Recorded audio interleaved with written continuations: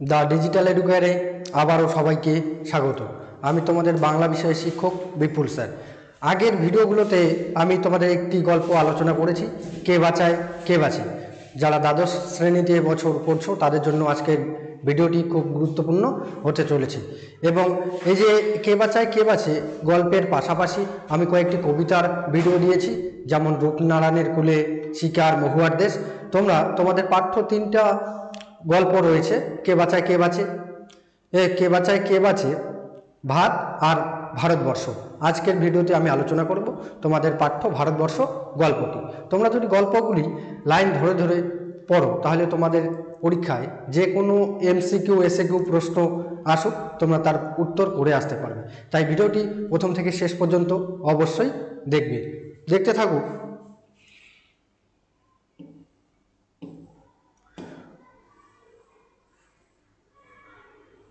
প্রথমে আমরা দেখে নেব কবি পরিচিতি। ভাট গল্পটা সৈয়দ মুস্তাফা সিরাজের লেখা। দেখো, কবি পরিচিতি। সৈয়দ মুস্তাফা সিরাজ 1930 খ্রিস্টাব্দের 14ই অক্টোবর মুর্শিদাবাদ জেলার খোসবাসপুর গ্রামে জন্মগ্রহণ করেন। এই যে সৈয়দ মুস্তাফা সিরাজ 1930 খ্রিস্টাব্দের 14ই অক্টোবর মুর্শিদাবাদ জেলায় জন্মগ্রহণ করেন। তার লেখা কয়েকটি বিখ্যাত গল্পের নাম। তার উল্লেখযোগ্য ছোট গল্পগুলি হলো ভালোবাসা ও ডাউন ট্রেন, হিজল বিলের রাখালেরা, তরঙ্গিনী চোখ, মানুষের জন্ম, রক্তের প্রত্যাশা, মাটির ইত্যাদি। এছাড়াও তার উল্লেখযোগ্য উপন্যাসগুলি হলো অলিক মানুষ, নিশি মৃগয়া, তৃণভূমি, কৃষ্ণা বাড়ি ফেরেনি, কিংবদন্তির নায়ক প্রভৃতি। বিখ্যাত গোয়েন্দা চরিত্র গোয়েন্দা কর্নেলের স্রষ্টা তিনি। এই যে এই অংশে আমরা জেনে নিলাম সৈয়দ মুস্তাফা সিরাজ, তার লেখা কয়েকটি ছোট গল্পের পরিচয়। এবারে আমরা জানবো ভারতবর্ষ গল্পটির উৎস। দেখো, যে কোনো গল্প, কোন গল্পগুলো সাধারণত যে কোনো গল্প সংকলন থেকে নেওয়া হয়। কবির গল্পটা তোমরা পড়ছো সেই কবির গল্প সংকলন থেকে গল্পগুলো নেওয়া হয়। দেখো, ভাত গল্পটা কোন গল্প সংকলন থেকে, ভারতবর্ষ গল্পটা কোন গল্প সংকলন থেকে নেওয়া হয়েছে? দেশ পাবলিশিং থেকে প্রকাশিত সৈয়দ মুস্তাফা সিরাজের শ্রেষ্ঠ 50টি গল্প সংকলন থেকে ভারতবর্ষ গল্পটি নেওয়া হয়েছে। তাহলে তোমাদের যদি এমসিকিউ প্রশ্ন হয় ভারতবর্ষ গল্পটি সৈয়দ মুস্তাফা সিরাজের কোন গল্প সংকলন থেকে নেওয়া হয়েছে, সৈয়দ মুস্তাফা সিরাজের 50টি শ্রেষ্ঠ গল্প সংকলন থেকে নেওয়া হয়েছে। যেখানে 50টি গল্প ছিল তার মধ্যে একটি হলো ভারতবর্ষ। এবারে গল্পটা শুরু করা যাক। দেখো, পিচের সড়ক বাঘ নিয়েছে যেখানে সেখানে গড়ে উঠেছে একটা ছোট্ট বাজার। পিছনে গ্রাম, ঘন বাঁশবনে ঢাকা। গ্রামে বিদ্যুৎ নেই, তাই মাঝে মাঝে বিমর্ষ সভ্যতার মুখ চোখে পড়ে যখন কিনা কাঁচা রাস্তা ধরে সবুজ ঝোপের ফাঁকে এগিয়ে আসে কোনো যুবক বা যুবতী। পরনে যা পোশাক তা আহমেদাবাদের কারখানার তৈরি। এই অংশটায় একটা পিচের রাস্তার বর্ণনা দেওয়া হচ্ছে। রাস্তার পাশে কি একটা ছোট্ট বাজার রয়েছে, আর বাজারের পিছনে গ্রাম, ঘন বাঁশবনে ঢাকা একটা গ্রাম রয়েছে। আর তাই মাঝে মাঝে বিমর্ষ সভ্যতাকে মনে হয় চোখে পড়ে যখন কিনা কাঁচা রাস্তা ধরে সবুজ ঝোপের ফাঁকে এগিয়ে আসে কোনো যুবক বা যুবতী। পরনে যা পোশাক তা আহমেদাবাদের কারখানা থেকে। এই যে বাজারটার পিছনে একটা গ্রাম রয়েছে, গ্রামের যে মানুষজন যে পোশাক আশাক পরে সেগুলো কোথা থেকে আসছে? আহমেদাবাদের কারখানা থেকে। কিন্তু বাজারে বিদ্যুৎ আছে, 3টে চায়ের দোকান, 2টো সন্দেশের, 3টে পোশাকের, একটা মনোহারি, 2টো মুদিখানা। এই লাইনগুলো ভালো করে মনে রাখতে হবে। এই লাইনগুলো থেকে তোমাদের এমসিকিউ প্রশ্ন হতে পারে যে বাজারে কিসের দোকান রয়েছে? তিনটে কিসের দোকান দেখলাম? 3টে চায়ের দোকান, 2টো সন্দেশের, তারপর 3টে পোশাকের, একটা মনোহারি, 2টো মুদিখানার দোকান, আর একটা আড়ত আছে, একটা হাস্কিং মেশিন আছে, তার পিছনে ইটভাটা আছে। চারপাশে গ্রাম থেকে লোকেরা আসে, রাত 9টা অবধি জোর জমাটি ভাব থাকে। তারপর সব ফাঁকা, শুধু কিছু আলো জ্বলে, কিছু নেড়িকুত্তার ছায়া ঘরে পিচের উপর। মাঝে মাঝে চলে যায় ট্রাক দূরের শহরের দিকে, আবার সব চুপচাপ। বাকের মুখে আদ্যিকালের বট গাছে পেঁচার ডাক ও স্তব্ধতার অন্তর্গত মনে হয়। এই অংশটায় বর্ণনা করা হচ্ছে যে এই বাজারটার পিছনে যে গ্রামটা রয়েছে সেই গ্রামে কি বিদ্যুৎ নেই, আর সেই গ্রামে বিদ্যুৎ নেই, চারপাশে লোক এই যে চারপাশের গ্রাম থেকে লোকগুলো বাজারে আসে, আর বাজারে দোকানপাট কয়টা পর্যন্ত খোলা থাকে? রাত 9টা পর্যন্ত দোকানপাট খোলা থাকে। তারপর সেখানে রাত 9টার পরে এই বাজারটা দখল করে নেয় নেড়িকুত্তার দল। আর এই যে বাকের মুখে আদ্যিকালের বটগাছে পেঁচার ডাক ও স্তব্ধতার অন্তর্গত মনে হয়। এই যে বাজারের পাশে একটা মোড় রয়েছে, যেখানে কি রয়েছে? একটা আদ্যিকালের, খুব প্রাচীনকালের বটগাছ রয়েছে। সময়টা ছিল শীতের। এই যে সময়ের বর্ণনা দেওয়া হচ্ছে, সময়টা কি? শীতকাল। বাজারের উত্তরে বিশাল মাঠ থেকে কনকনে বাতাস বয়ে আসছিল সারাক্ষণ। তারপর আকাশ ধূসর কালো মেঘে হালকা বৃষ্টি শুরু হলো। রার বাংলা শীতে এমনিতেই খুব জাঁকালো। এই যে কি বলছে এই অংশে, রার বাংলা বা রার বঙ্গের শীতটা এমনিতে জাঁকালো হয়, আর শীতের দিন যদি ঝড় বৃষ্টি হয় তাহলে খুব ঠান্ডা হওয়ার কথা। তারপরে বৃষ্টিতে তা হলো ধারালো। ভদ্রলোকে বলে পৌষে বাদলা। তোমাদের এই অংশগুলো তুলে তুলে প্রশ্ন হয়, পৌষে বাদলা কি?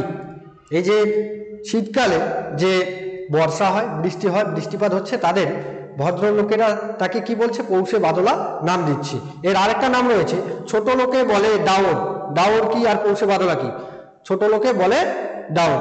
আর বৃষ্টির সঙ্গে বাতাস জোরালো হলে তারা বলে ফাপি। ফাপি তার কি? তোমাদের এমসিকিউ প্রশ্ন হতে পারে, এমসিকিউ বা এসিকিউ। ফাপি কি? বৃষ্টির সঙ্গে বাতাস জোরালো হলে তাকে বলা হয় ফাপি। সেবার এই আবহাওয়া হয়ে পড়লো ফাপি। এই যে যেই আবহাওয়ার বর্ণনা দেওয়া হচ্ছে, সেবারে সেই আবহাওয়া কি আবহাওয়া ছিল? ফাপি। তখনও দূরের মাঠে ধান কাটা হয়নি। এই অকাল দুর্যোগে ধানের ক্ষতি হবে প্রচন্ড, তাই লোকের মেজাজ বিগড়ে গেল। তাই লোকের মেজাজ বিগড়ে গেল, এই লাইনটা তুলে তোমাদের এসএকিউ প্রশ্ন হতে পারে। এই যে লোকেদের মেজাজ বিগড়ে যাওয়ার কারণটা কি?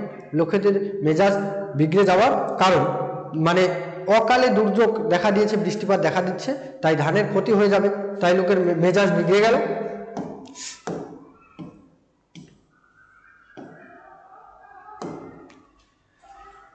চাষাভুষো মানুষ চায়ের দোকানে আড্ডা দিতে দিতে প্রতীক্ষা করতে থাকলো রোদে ঝলমল একটা দিন, এবং মুন্ডুপাত করতে থাকলো আল্লাহ ভগবানের। এই যে চাষাভুষো, এই যে গ্রামটির বর্ণনা দেওয়া হচ্ছে, এই গ্রামের চাষাভুষো মানুষরা চায়ের দোকানে আড্ডা দিতে দিতে কিসের অপেক্ষা করতে থাকলো? রোদ ঝলমলে একটা দিনের। এখানে এমসিকিউ প্রশ্ন হয়, চাষাভুষো মানুষরা কিসের অপেক্ষায় করছিল? রোদ ঝলমলে একটা দিনের। আর অপেক্ষা করতে করতে আল্লাহ ভগবানের নামে মুন্ডুপাত করছিল, গালাগালি করছিল। শেষ অবধি ক্ষিপ্ত কোনো যুবক চাষি চেঁচিয়ে বলে, মাথার উপর আর কোনো শালা নেই রে, কেউ নেই।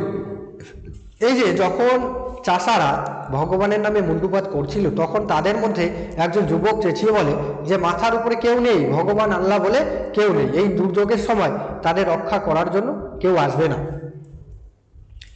কেউ নেই মাথার উপর। তখন যা খুশি করা যায়। ক্ষিপ্ত মেজাজে কথায় কথায় তর্ক বাঁধে, মারামারির উপক্রম হয়, এবং তর্কের কোনো প্রসঙ্গ অপ্রসঙ্গ নেই, একটা কিছু পেলেই হলো। সেই দুরন্ত শীতের অকাল দুর্যোগে গ্রামের ঘরে বসে কারো সময় কাটে না, সবাই চলে আসে সভ্যতার ছোট্ট উনুনের পাশে হাত পাশে নিতে। এইটুকুই যা সুখ তখন, এবং অলস দিন কাটানোর একঘেয়েমি দূর করতেই নানান কথা আসে। বোম্বাইয়ের অভিনেতা অভিনেত্রী কিংবা গায়ক, অথবা ইন্দিরা গান্ধী, মুখ্যমন্ত্রী, এমএলএ, নয়তো সরাবাউরি, সেসবই এসে পড়ে। জোর কথা কাটাকাটি হয়, চাওয়ালার বিক্রিবাট্টা বাড়ে, ধানের মরশুম আজ না হোক কাল পয়সা পাবে, তাই ধানের অঙ্ক বেড়ে চলে। এই যে চায়ের দোকানে চাষাভুষো মানুষরা আড্ডা দিতে দিতে তাদের আলোচনায় বিভিন্ন প্রসঙ্গ আসে।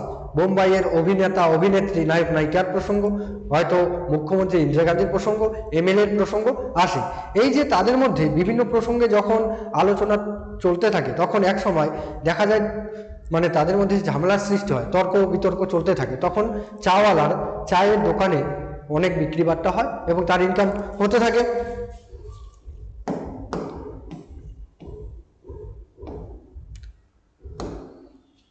সে সময় এলো এক বুড়ি।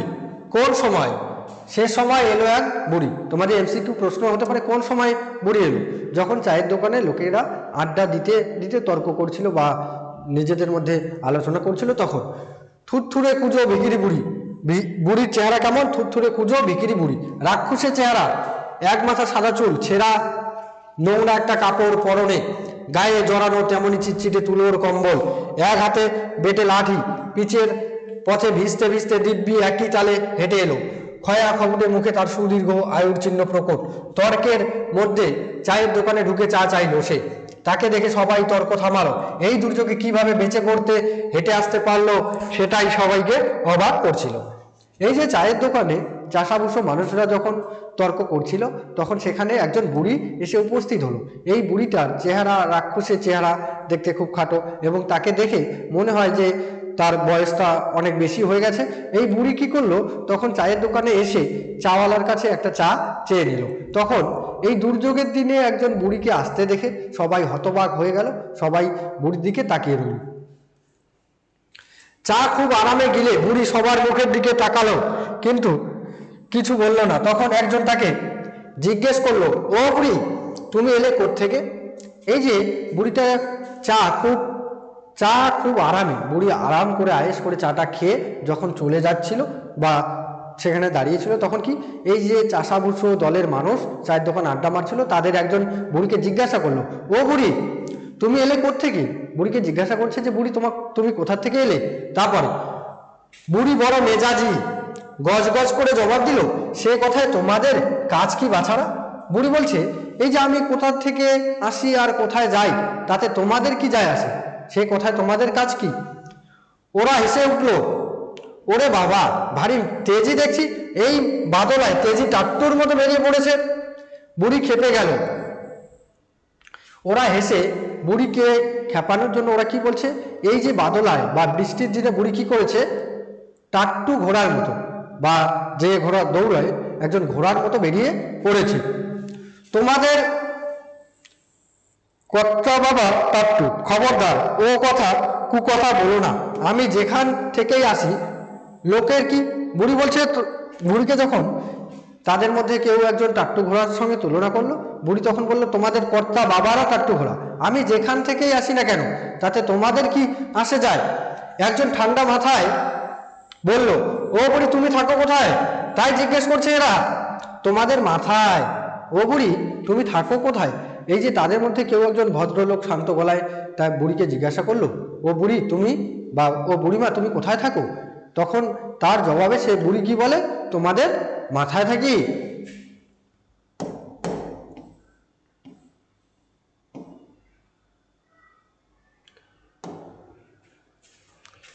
বলেই সে কম্বলের ভেতর থেকে একটা ন্যাকড়ায় বাঁধা পয়সা খুলতে থাকলো। তারপর চায়ের দাম মিটিয়ে আবার রাস্তায় নামলো। লোকেরা চেঁচিয়ে উঠলো, মরবে রে, নির্ঘাত মরবে বুড়িটা। বুড়ি ঘুরে বলল, তোরা মর, তোদের শত গোষ্ঠী মরুক। এই যে বুড়ি তখন তার একটা টোপলার কম্বলের ভিতর থেকে, একটা ন্যাকড়ার ভিতর থেকে টাকা বের করে চায়ের দাম মিটিয়ে দিয়ে বুড়ি চলে গেল। এই যে বুড়িকে চলে যাওয়া বুড়িকে দেখতে দেখতে তাদের এই চায়ের দোকানে আড্ডা মারা লোকেদের মধ্যে কেউ বললো যে বুড়িটা নির্ঘাত মরবে। আর বুড়ি তখন তাদের জবাবে কি বললো, তোরা মর, তোদের শত গোষ্ঠী মরুক। সবাই দেখলো বুড়ি নরবর করে বাঁকের মুখে বটতলায় গেল। বটতলাটা ফাঁকা, মাটি ভিজে প্রায় কাদা হয়ে রয়েছে। সে সবার অবাক চোখের সামনে সেখানে গিয়ে বুড়ির কাছে একটা মোটা শেকড়ে বসে পড়ল। শেকড়টার পেছনে বুড়ির গায়ে খোদল আছে, সেখানে পিঠ ঠেকিয়ে পা ছড়ালো সে। বোঝা গেল বুড়ির এই অভিজ্ঞতা প্রচুর আছে, অর্থাৎ সে বৃক্ষ বাসেনি। এই যে এখানে লাইনটা তুলে প্রশ্ন হয়, বুড়ির এ অভিজ্ঞতা প্রচুর আছে, কোন অভিজ্ঞতার কথা বলা হচ্ছে এখানে? এ অভিজ্ঞতা বলতে এই যে বট গাছের তলায় বিশ্রাম নেওয়া বা বট গাছের শেকড়ের উপরে বসে বিশ্রাম নেওয়া বুড়ির অভিজ্ঞতা। অনেক আগের থেকে বুড়ি এটার সঙ্গে অভ্যস্ত। দেখো, এই যে বুড়িটা চলে গেল, বুড়িটা গিয়ে কি করলো, বুড়িটা বটতলায় একটা ফাঁকা জায়গায়, শেকড়ের মধ্যে খোদল একটা ফাঁকা অংশ রয়েছে, যে সেখানে সে বসে পড়লো।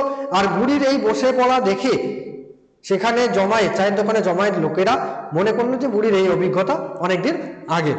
কেউ কেউ বললো বরং বারোয়ারি তলায় গেলেই পারতো। তাদের মধ্যে অনেকে বললো বারোয়ারি ঠাকুর তলায় গেলেই পারতো, সেখানে বারান্দায় বুড়ি বিশ্রাম নিতে পারতো, নির্ঘাত মরে যাবে।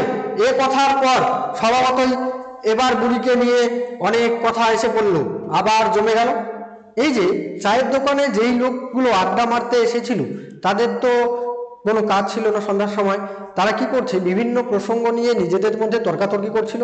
তখন তারা একটা নতুন প্রসঙ্গ পেয়ে গেল, বুড়িকে নিয়ে তারা নিজেদের মধ্যে এখন আলোচনা করবে, বুড়ি হিন্দু না মুসলিম, বুড়ি কোত্থেকে আসলো। তারপরে পৌষে বাদলা সম্পর্কে গ্রামের ডাক পুরুষের পুরনো বচন আছে, তা হলো শনিতে 7, মঙ্গলে 5, বুধে 3, বাকি সব দিন দিন। এই যে পৌষে বাদলা, পৌষ মাসে যদি কখনো বৃষ্টিপাত শুরু হয় ঝড় বৃষ্টি সহকারে, এটা সম্পর্কে একটা প্রবাদ বচন আছে। তো প্রবাদ বচনটা কি, এই লাইনটা তোমাদের মনে রাখতে হবে। তা হলো শনিতে 7, মঙ্গলে 5, বুধে 3, বাকি সব দিন দিন। শনিবার যদি ঝড় বৃষ্টি শুরু হয় তাহলে 7 দিন থাকবে, মঙ্গলে 5 দিন আর বুধে 3 দিন, আর বাদ বাকি দিন যদি শুরু হয় তাহলে দিনের দিন বৃষ্টিটা থেমে যাবে। অর্থাৎ শনিতে বাদলা লাগলে 7 দিন থাকবে, মঙ্গলে 5 দিন, বুধে 3 দিন, অন্য দিনে লাগলে একদিনের ব্যাপার। এ বাদলা লেগেছিল মঙ্গলে, কেউ অবশ্য হিসেব। এই যে বৃষ্টিপাত, ঝড় বৃষ্টি প্রচন্ড বাতাস সহকারে বৃষ্টিপাত শুরু হয়েছিল শীতকালে কোন দিনে, মঙ্গলবার, তাহলে কয়দিন থাকবে, 5 দিন থাকবে।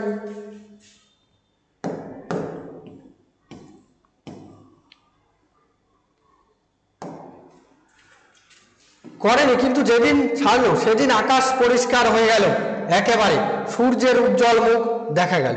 এই যে চায়ের দোকানের লোকগুলো প্রথমের দিকে দেখা যায় তারা কিসের জন্য অপেক্ষা করছিল, রোদ ঝলমলে একটা দিনের জন্য। এই যে এতক্ষণ পরে একটা রোদ ঝলমলে দিন পাওয়া গেল, আর সবাই আবিষ্কার করলো বটতলায় সেই বুড়ির খোদলে পিঠ রেখে বুড়ি চিৎ হয়ে পড়ে আছে নিঃসাড়।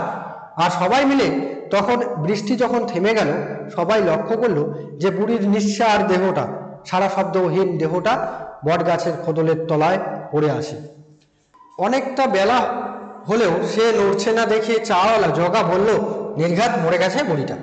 এই যে যেই বুড়িটা বট গাছের তলায় শুয়েছিল বা বিশ্রাম করছিল, অনেকটা বেলা হয়ে যাওয়ার পরেও বুড়িটা যখন নড়ছিল না, তখন কি করছে, চাওয়ালা জগা বলছে যে বুড়িটা হয়তো মরে গেছে। একজন বলল, সর্বনাশ, তাহলে শিয়াল কুকুরে ছিঁড়ে খাবে যে, গন্ধে টেকা যাবে না। এই যে লোকজনের একজন বলল, তাহলে সর্বনাশ হয়ে গেল, শেয়াল কুকুরে ছিঁড়ে খাবে, বুড়ির মৃতদেহটা শেয়াল কুকুরে ছিঁড়ে খাবে, আর গন্ধে টেকা যাবে না। একজন দুজন করে ভিড় বাড়তে থাকলো, কেউ কেউ বুড়ির কপাল ছুঁয়ে দেখলো প্রচন্ড ঠান্ডা, একজন নারীও দেখলো কোনো স্পন্দন নেই, অতএব মরাই বটে। এই যে বিভিন্ন মানুষজন বুড়িকে বিভিন্নভাবে পর্যবেক্ষণ করছিল, এই যেই মানুষের ভিড় জমছে সেখানে, এই ভিড়ের মধ্য থেকে একজন এসে বুড়ির হাত নেড়ে বুড়ির নারীর স্পন্দন অনুভব করার চেষ্টা করলো। দেখতে পেল যে বুড়ির নারীর মধ্যেও কোনো সারা শব্দ নেই। তারপরে চৌকিদারকে খবর দেওয়া হলো, সে এসে বলল, থানায় খবর দিয়ে কি হবে, ফাঁপিতে এক ভিখারি পটল তুলেছে, তার আবার থানা পুলিশ, 5 ক্রোশ দূরে থানায় খবর দাও। তারপর ওনার আসতে রাত দুপুর, ততক্ষণে গন্ধ ছুটবে, কবে মরেছে হিসেব আছে নাকি, দেখছো না ফুলে ঢোল হয়েছে কেমন। এই যে লোকজনেরা কি করলো, চৌকিদারকে খবর দিল। গ্রামের চৌকিদার এসে বলল যে থানায় খবর দেওয়া ব্যাপারটা জটিল ব্যাপার, থানায় খবর দিলে 5 ক্রোশ দূরে থানা আছে, এবং তাদের খবর দেওয়ার পরে তারা কতক্ষণে আসবেন, ততক্ষণে কি হবে, বুড়ির মৃতদেহ থেকে গন্ধ ছুটবে। তাহলে কি করবো চৌকিদার দা, নদীতে ফেলে দিয়ে এসো, ঠিক গতি হয়ে যাবে। এই যে চৌকিদার মানুষজনকে, সেখানের মানুষদের কি একটা সুপরামর্শ দিচ্ছি যে বুড়িকে নদীতে ফেলে দিয়ে আসো, তাহলে তার কি গতি হয়ে যাবে।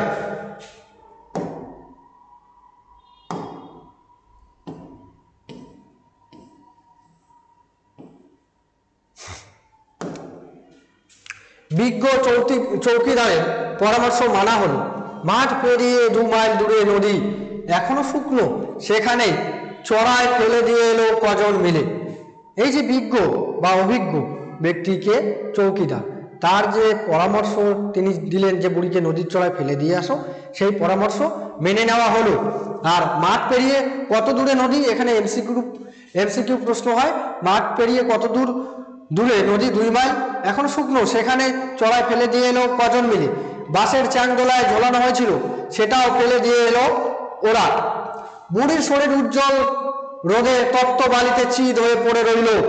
ফিরে এসে সবাই দিগন্তে চোখ রাখলো, ঝাঁকে ঝাঁকে কখন কখন শকুন নামবে। ফিরে এসে সবাই দিগন্তে চোখ রাখলো। এই যে সবাই ফিরে এসে কেন দিগন্তে চোখ রাখলো, তোমাদের এসে খুব প্রশ্ন হয় কেন দিগন্তে চোখ রাখার কারণ, কখন ঝাঁকে ঝাঁকে কখন শকুন নামবে আর বুড়ির মৃতদেহটা ভক্ষণ করবে। হঠাৎ বিকেলে এক অদ্ভুত দৃশ্য দেখা গেল।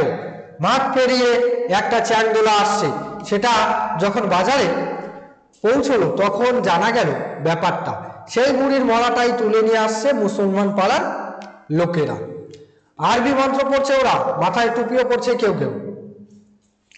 এই যে এরকম ঘটনার মধ্যে হঠাৎ কি বিকেলবেলা একটা অদ্ভুত ঘটনা দেখা গেল, যে বুড়ির মৃতদেহ নদীর চড়ার থেকে তুলে নিয়ে আসছে চ্যাংদোলা করে কারা, মুসলমান পাড়ার লোকেরা।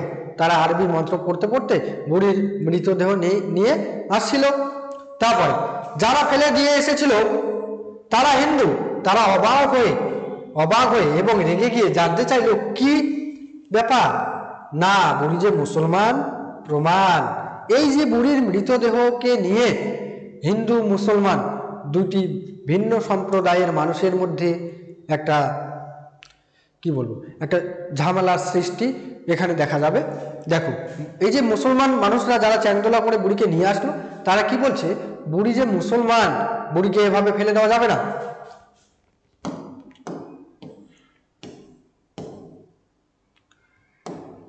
প্রমাণ অনেকে তাকে শুনেছে বিড়বিড় করে আল্লাহ বা বিসমিল্লাহ বলতে। এমনকি গায়ের মোল্লা সাহেব অকাট্য শপথ করে বললেন, আজ ফজরে ভোরের নামাজের সময় যখন নামাজ সেরে এদিকে বাস ধরতে আসছি তখনই বুড়ি মারা যাচ্ছিল। এই যে বুড়ি যে মুসলমান তার প্রমাণ দিতে গিয়ে মুসলমান সম্প্রদায়ের মানুষরা অনেক প্রসঙ্গ নিয়ে আসছেন, যে বুড়িকে কেউ কেউ বিড়বিড় করে কি বলতে শুনেছে যে আল্লাহ, বিসমিল্লাহ, বিসমিল্লাহ। এমনকি গায়ের মোল্লা সাহেবও বুড়িকে ফজরের নামাজ সেরে যখন বাসে করে শহরে যাচ্ছিলেন তখন বুড়ি মারা যাচ্ছিল। ফজর কি মোল্লা সাহেব সেটা দেখেছিলেন। ফজরের নামাজ কি, এখানে প্রশ্ন হয় ফজরের নামাজ কি, ভোরের নামাজকে বলা হয় ফজরে। ওকে স্পষ্ট কলমা পড়তে শুনলাম। কে কাকে স্পষ্ট কলমা পড়তে শুনেছিল? মোল্লা সাহেব বুড়িকে। তাকে কে জানে বুড়ি মরছে। আমি যাচ্ছি শহরে মামলার দিন, তাই দেখা হলো না ব্যাপারটা। ফিরে এসে শুনি ওকে নদীতে ফেলে দিয়েছে। তওবা তওবা, তা কি হয় আমরা বেঁচে থাকতে? তাই দেবার ব্যবস্থা করলাম, তাই কবরে দেওয়ার ব্যবস্থা করলাম। এই যে বুড়ির মৃতদেহটা নদীর ধারে ফেলে দেওয়া হবে, এটা মোল্লা সাহেবরা মেনে নিতে পারছেন না। তারা বেঁচে থাকতে তারা বুড়িকে নিজেদের সম্প্রদায়ের মানুষ মনে করছে, মুসলমান সম্প্রদায়। তাই তাদের রীতি হলো কেউ মারা গেলে কবর দেওয়া হয়, তাই বুড়িকে কবর দেওয়ার জন্য তারা নিয়ে আসে। গায়ের ভট্টাচার্য মশাই সবে বাস থেকে নেমেছেন।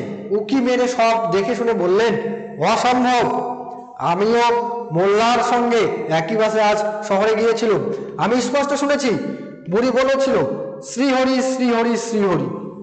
এই যে যখন মোল্লা সাহেব বলছে বুড়ি আল্লাহর নামে নামাজ পড়ছিল, তখন ভট্টাচার্য মশাই যিনি কি করেছিলেন, যিনি মোল্লা সাহেবের সঙ্গে একই বাসে করে কোথায় শহরে গিয়েছিলেন, তিনি বলছেন যে আমি বুড়িকে বলতে শুনেছিলাম যে শ্রীহরি শ্রীহরি শ্রীহরি বলেছিল। এখানে এমসিকিউ প্রশ্ন হয়, শ্রীহরি শ্রীহরি শ্রীহরি বলতে বুড়িকে বলতে কে শুনেছিল? মোল্লা সাহেব নয়, ভট্টাচার্য মশাই। তার সপক্ষে অনেক প্রমাণ জুটে গেল। নকরি নাপিত দিব্যি করে বলল, কাল আমি কামাতে বসবো, বটতলায় এসেছিলাম, দেখলাম বসা যাবে না। তখন বুড়িকে স্পষ্ট বলতে শুনেছি আপন মনে, বলছে হরিবোল হরিবোল। এই যে ভট্টাচার্য মশাই যে বুড়িকে শ্রীহরি বলতে শুনেছে, তার পক্ষে আরো একজন বলছে যে নকরি নাপিত, তিনি যখন বটতলায় কামাতে বসবেন তখন কি বুড়ি কি বলেছিল, বুড়িকে বলতে শুনেছিল যে হরিবোল হরিবোল হরিবল হরিবল বলছিল বুড়ি। ভুল শুনেছ, ফজলু শেখ বলল। আমি সকর্ণে শুনেছি, বুড়ি লা ইলাহা ইল্লাল্লাহ বলেছি। এই যে তখন মুসলিম পক্ষের বা মুসলিম সম্প্রদায়ের আরেকজন বলছে, তুমি ভুল শুনেছ নকটি নাপিত, আমি বুড়িকে নিজের স্বকর্ণে বা নিজের কানে শুনেছি, বুড়ি বলছিল যে লা ইলাহা ইল্লাল্লাহ, লা ইলাহা ইল্লাল্লাহ। এখানে এমসিকিউ প্রশ্ন হতে পারে, বুড়িকে কে লা ইলাহা ইল্লাল্লাহ বলতে শুনেছিল? ফজলু শেখ।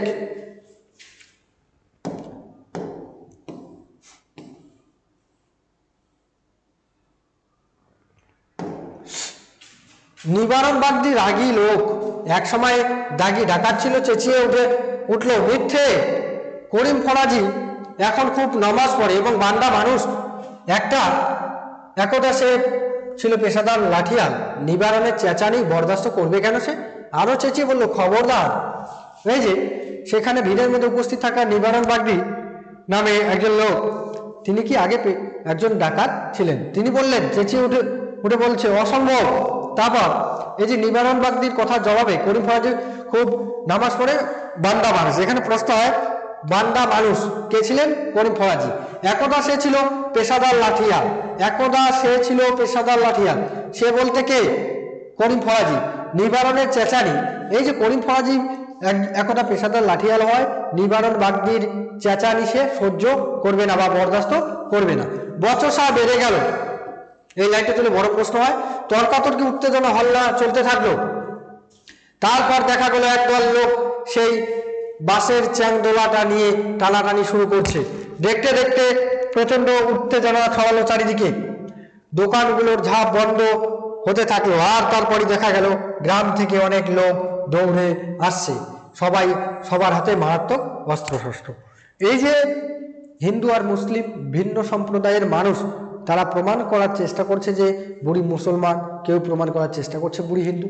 এটা নিয়ে দুজনের মধ্যে তুমুল ঝগড়া শুরু হয়ে যায়। আর তারা কি করে, এই ঝগড়ায় অংশ নেওয়ার জন্য গ্রামের লোকজনেরা কি করছে, যে যেটা পারছে অস্ত্র শস্ত্র নিয়ে সেখানে উপস্থিত হয়েছে।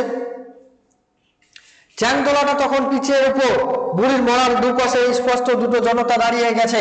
দু দলের হাতে অস্ত্র শস্ত্র, পরস্পরকে লক্ষ্য করে গালাগালি চলছে। মাঝে মাঝে মোল্লা সাহেবের চেঁচিয়ে উঠছেন, মুসলিম ভাই সকল, জেহাদ জেহাদ, নাকায়েত কবির, আল্লাহু আকবার। অন্যদিকে ভট্টাচার্য মশাই গর্জে বলছেন, জয় মা কালী, জবর নিধনে অবতীর্ণ হওয়া, জয় মা কালী কি জয়। এই যে মুসলিম সম্প্রদায়ের মানুষজনদের উৎসাহ দেওয়ার জন্য মোল্লা সাহেব কিছু বলে উঠছে যে জেহাদ জেহাদ বলছে। অন্যদিকে ভট্টাচার্য মশাই হিন্দুদের উৎসাহ দেওয়ার জন্য বলছে যে জয় মা কালী, জবর নিধনে অবতীর্ণ হও মা।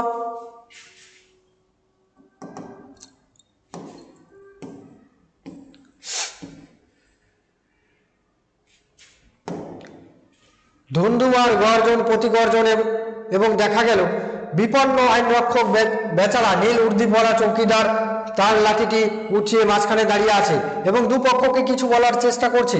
যখনই মুসলিম পক্ষ এক পা এগিয়ে আসে, সে মরিয়া হয়ে লাঠিটা পিছে ঠুকে গর্জায় সাবধান। আবার হিন্দু পক্ষ এগিয়ে সে একইভাবে সেদিকে লাঠি ঠুকে চেঁচায় খবরদার। এই যে তখন দুই পক্ষের মধ্যে যখন ঝামেলা হচ্ছে, তখন আইনের লোক চৌকিদার, নীল উর্দি পরা চৌকিদার কি করছে, তার হাতে যে লাঠি আছে, যখন মুসলিম পক্ষ গর্জন করছে তাদের দিকে লাঠিটা ঠুকে পিছিয়ে রাস্তার মধ্যে ঠুকে তাদের বলছে খবরদার, হিন্দুদের বলছে সাবধান। কতক্ষণ সে এই মারমুখী জনতাকে ঠেকিয়ে রাখতে পারতো কে জানে। সে এবার পর্যায়ক্রমে পাগলের মতন দুদিকে একবার করে পিছিয়ে লাঠি ঠুকতে শুরু করলো, খট খট শব্দে কাঁপতে থাকলো। তারপরে দেখা গেল এক অদ্ভুত দৃশ্য, বুড়ির মরাটা নড়তে নড়তে উঠে বসার চেষ্টা করছে। দুদিকের সশস্ত্র জনতা ফ্যাল ফ্যাল করে তাকিয়ে আছে, লোক চৌকিদার হা করে দেখছে। তারপর বুড়ি উঠে দুদিকে তাকালো, ভিড় দুটোকে দেখলো, মুখটা বিকৃত হয়ে গেল। সেই বিকৃত মুখে ফ্যাক ফ্যাক করে হেসে উঠলো সে। এই যে বুড়ি হিন্দু না মুসলিম, এ নিয়ে দুপক্ষের মধ্যে যখন ঝামেলা হচ্ছিল, তখন হঠাৎ করে একটা অদ্ভুত ঘটনা দেখা গেল। তারপরে দেখা হলো অদ্ভুত দৃশ্য দেখা গেল, যে বুড়ির মৃতদেহ যেই দেহটাকে সবাই মৃতদেহ মনে করেছিল সেই মৃতদেহ নড়ছে এবং উঠে বসে বুড়ি কি সবার এই যে জনতার ভিড় দেখে বুড়ি মনে মনে হাসছিল, বুড়ির হাসি পাচ্ছে। চৌকিদার এতক্ষণে মুখ খুলে বলল, বুড়িমা তুমি মরনি? মর, তুই মর, তোর শতগোষ্ঠী মরুক। এই যে চৌকিদার বুড়িকে লক্ষ্য করে বলছে, বুড়িমা তুমি মরনি। তাহলে তোমাদের এমসিকিউ প্রশ্ন হতে পারে যে বুড়িমা তুমি মরনি কথাটি কে বলেছে? চৌকিদার।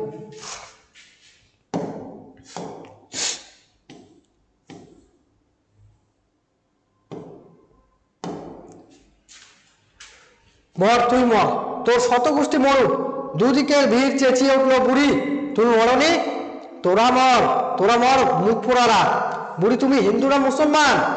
বুড়ি খেপে গিয়ে বলল, চোখের মাথা খেয়েছিস মিনসেরা? দেখতে পাচ্ছিস নে? ওরে নরক্ষেকোরা, ওরে শকুন চোখারা, আমি কি তা দেখতে পাচ্ছিস নে? চোখ গেলে দেবো, যা পালা। বলে সে নড়বড় করে রাস্তা ধরে চলতে থাকলো। ভিড় সরে তাকে পথ দিল। শেষ রথের আলোয় সে দূরের দিকে ক্রমশ আবছা হয়ে গেল। এই যে বুড়িকে তারা জিজ্ঞাসা করছিল যে বুড়ি তুমি হিন্দু না মুসলমান, বুড়ি এর জবাবে বলে, তোমরা নরক্ষেকো, শকুন চোখা, তোমরা দেখতে পাচ্ছ না যে আমি কে? আমি একজন মানুষ। এই যে ভারতবর্ষ গল্পটাতে গল্পের লেখক দুইটা ভিন্ন সম্প্রদায়ের মানুষের মধ্যে মনুষ্যত্ব বা মানবতা জাগানোর জন্য কি করেছেন, এই যে বুড়ি চরিত্রটা নিয়ে এসেছেন। বুড়ি চরিত্র হলো মানবতার প্রতীক। বুড়ি বোঝাতে চেষ্টা করছে যে মানুষের পরিচয় কোনো ধর্মকে কেন্দ্র করে বা সম্প্রদায়কে কেন্দ্র করে হওয়া উচিত নয়। তার মানুষের সবচেয়ে বড় পরিচয় হলো মানবতা। আজকে আলোচনা করলাম ভারতবর্ষ গল্পটি। এই ভারতবর্ষ গল্পটি লাইন ধরে ধরে আলোচনা করলাম, যেখানে এমসিকিউ প্রশ্নগুলো বলেছি তোমরা অবশ্যই সেগুলো দেখবে, খাতায় লিখে রাখবে। ভিডিওটি তোমাদের যদি ভালো লাগে লাইক কমেন্ট শেয়ার করবে। আর আমাদের দ্য ডিজিটাল এডুকেয়ার চ্যানেলটি অবশ্যই, ইউটিউব চ্যানেলটি অবশ্যই সাবস্ক্রাইব করে রাখবে। যারা দূর দূরান্ত থেকে আমাদের দেখছো তারা অবশ্যই লাইক কমেন্ট শেয়ার করবে। ধন্যবাদ।